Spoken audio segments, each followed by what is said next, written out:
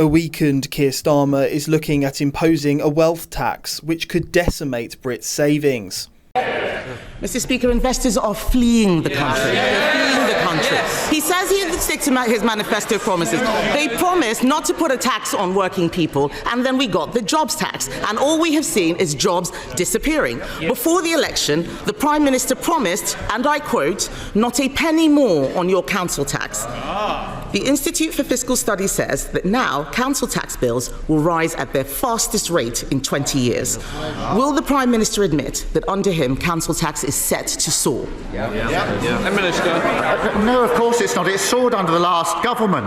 But, Mr. Speaker, here she goes again, back on familiar territory. She comes here complaining about the national insurance rise every year, every week. She comes here complaining about it. And then when she's asked the question, well, would you have the courage then to reverse it? What's the answer? What's the answer? No! And I'll tell you for why. Because she's too embarrassed to say she doesn't want the investment we put in. That investment went to the NHS. They want the investment, they can't say how they're going to pay for it. That is what got us into the problem in the first place. Mr. Speaker, he still doesn't understand, so I'm going to make it very simple for him. This is a mess of his own making. He shouldn't be asking how we would clean it up. The fact is, there is national insurance through the jobs tax, and that's why they have to put up council tax. The truth is, his catastrophic budget has created a domino effect which he cannot now control. We on this side of the House know that you cannot tax your way to growth. But now he's flirting. They're all muttering. I remember that budget. They were laughing and cheering. They had no idea the mess that they were creating.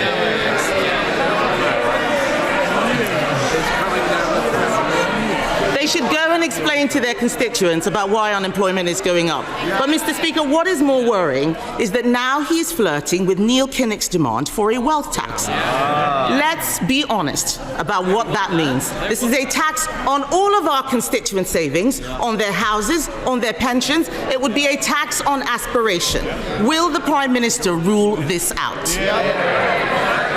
Mr. Speaker says we shouldn't be asking them for advice on the economy. She's absolutely right about that. We will not be asking for their advice. What we did in the budget was stabilise the economy through the measures taken by the Chancellor. And what has that led to? 4 interest rate cuts. For mortgage holders, that's hugely important. Compare and contrast what happened to the Liz Truss mini-budget. The fastest growth in the G7 in the first quarter of this year.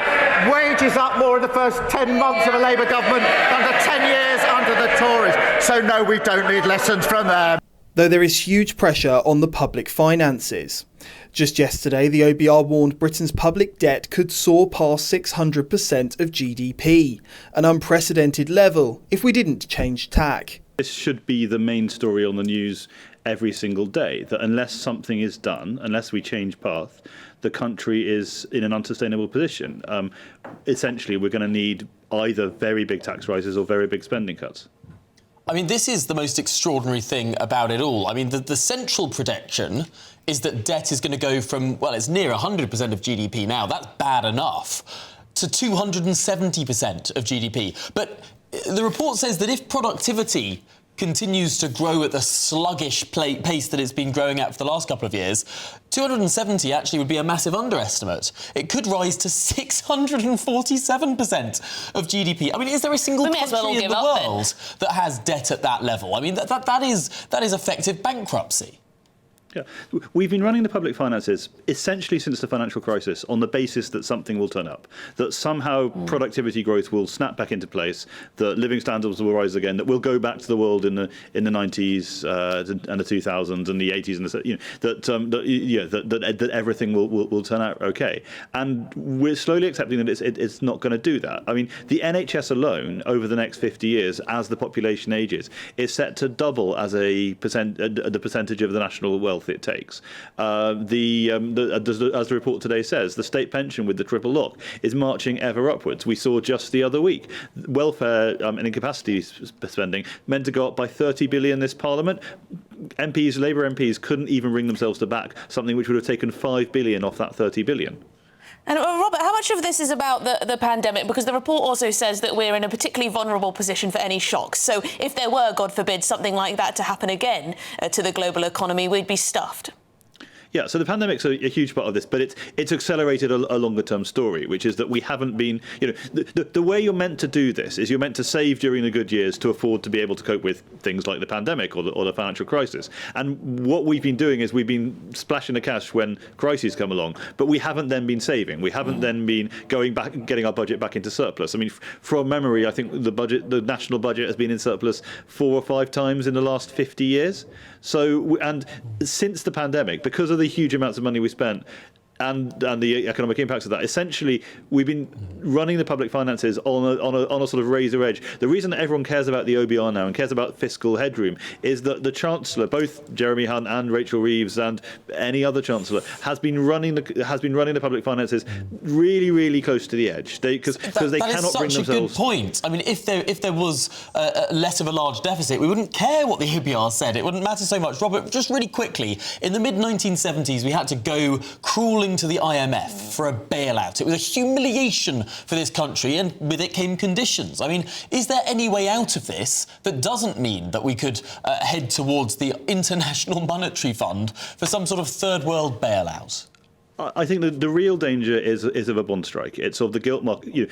We are relying on the gilt markets to buy huge amounts of debt from our country every year, and the interest on that debt alone is going to cost us £100 billion every year for the rest of the Parliament. We are already in the top range of the amount we have to pay because the people buying that debt are a bit worried about our trajectory.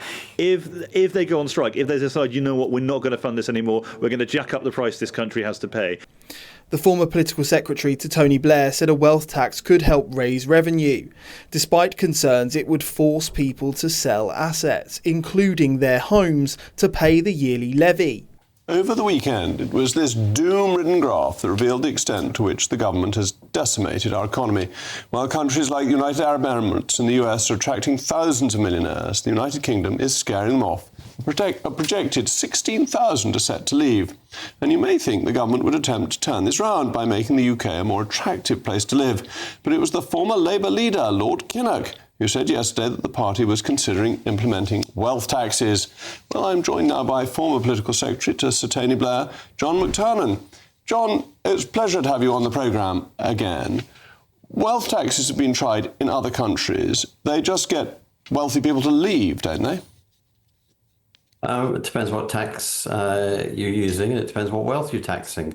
A lot of the wealth in the UK is in domestic property. I think that property is under-taxed at the moment, and I could imagine a wealth tax that did actually generate some revenue for local government, for social care, stabilise those services, and could also stabilise the health service. So there's more than one way to approach the issue of where's the wealth and how can we tax it. Well, you say that our property is under-taxed, but haven't we got the highest property taxes in the G7? We're under-taxed. So we're under-taxed, but we're still the highest in the G7. So everyone else is massively under-taxed. The Buckingham Palace pays less council tax than a semi in Blackpool. And that for me is an unfair system. That's completely irrelevant because anybody who buys a property in London costing a couple of £1 million will pay a 15% stamp duty. I think there's loads of rigidities in the tax system that we should reform, and wealth tax would be one part of a whole package. I don't think we actually are in a situation where we should be picking one tax here and one tax there anymore. The thing is quite a extensive tax code that could do with some simplification that would be fair, could be fair, and could generate more revenue. Let's focus on capital taxes, because there seems to me there is a difficulty with capital taxes in that they don't have a cash flow associated with them. So when you pay stamp duty, there is a transaction, there is cash available. When you have a charge on people's assets, they don't actually have the cash to get it, and they've got to get the cash from taxed income. That's extremely difficult for most people, unless they're not just millionaires, but billionaires. Yeah, but we're looking at a situation where we're trying to find a fair way to raise the revenue required for public services, and taxing capital and balancing the tax on capital compared to the tax on labour is a fair way to move forward. But is it? Because capital gains tax and death duties both try to raise cash when there is some element of transaction. They have their difficulties because capital gains tax is essentially voluntary and death duties can be planned around, but at least there is something happening which makes cash available. With a wealth tax, where is the money coming from? Because you can't sell 2% of your house.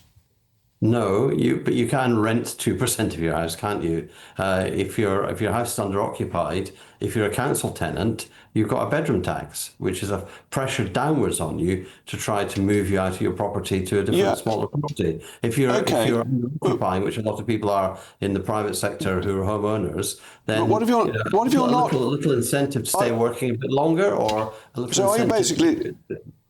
I'm delighted to hear this, because you're basically saying I'm exempt because I've got 6 children and therefore my house is fully occupied. Indeed, probably be over-occupied on the council's judgment. On the days and nights that they're always around with you. But the thing about kids, as you must know, is that they're constantly growing older, and eventually they leave you, and then you'll have a choice about the size of house you have and the location of the house.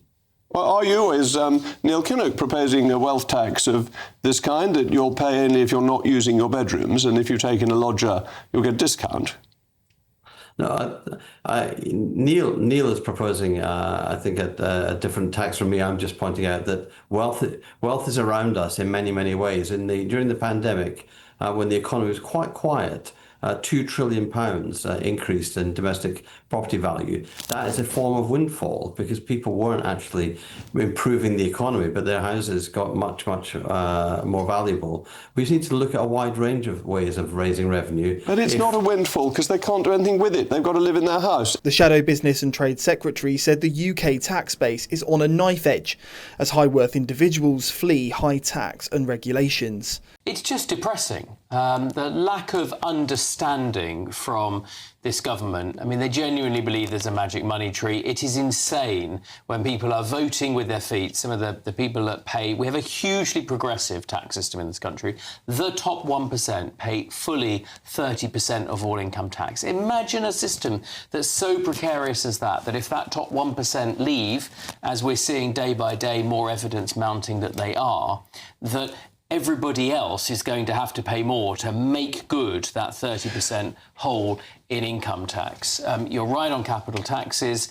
And the great learning over time is that actually there's a sweet spot in tax. It's why Ireland has one of the highest levels of individual prosperity, GDP per capita, the amount of their economy, their living standards, because they discovered what many people already knew, particularly Art Laffer, the great economist, that if you at some points reduce tax, you actually raise more money. Then you can go and do things that socialists love doing, spending money on our unreformed public services, redistributing wealth within society. But you do that off the back of a bigger cake to start off with. OK, but we both supported Liz Truss, and she tried this, and she was out within 7 weeks.